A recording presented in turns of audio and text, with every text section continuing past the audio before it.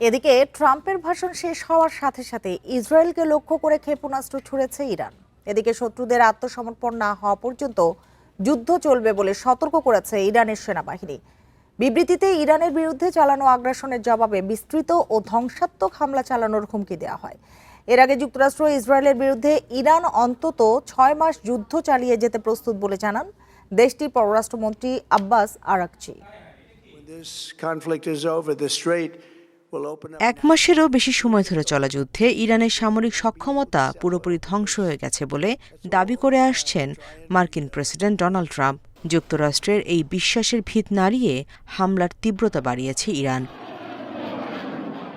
বৃহস্পতিবার ট্রাম্পের ভাষণ শেষ হওয়ার সাথে সাথেই ইসরায়েলকে লক্ষ্য করে ক্ষেপণাস্ত্র ছোড়ে ইরান। টাইমস অফ ইসরায়েল জানিয়েছে, ইসরায়েলের উত্তরাঞ্চল লক্ষ্য করে নতুন মিসাইল ছোড়া হয়। বেজে ওঠে সতর্কতামূলক সাইরেন।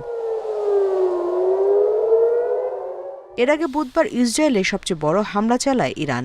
ইসরায়েলের মধ্যাঞ্চল লক্ষ্য করে অন্তত 11টি ব্যালিস্টিক ক্ষেপণাস্ত্র হামলার কথা জানিয়েছে আইডিএফ। তবে বেশিরভাগই প্রতিহতের দাবি করেছে ইসরায়েল।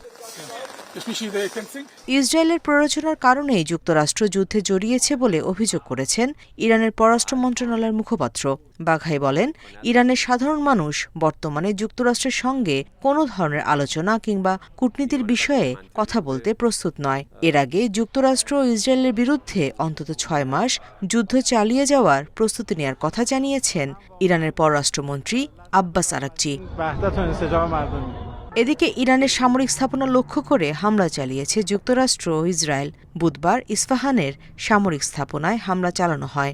তেহরানে যুক্তরাষ্ট্র ও ইসরায়েলি হামলায় ইরানের সর্বোচ্চ নেতার জ্যেষ্ঠ উপদেষ্টা ও সাবেক পররাষ্ট্রমন্ত্রী কামাল খারাজি আহত হয়েছেন। এছাড়া ইরানের আর কোনো নেতা নিহত হলে মার্কিন প্রযুক্তি প্রতিষ্ঠানগুলোতে হামলা চালানোর হুমকি দিয়েছে Tehran. Nusrat Serin, Independent news.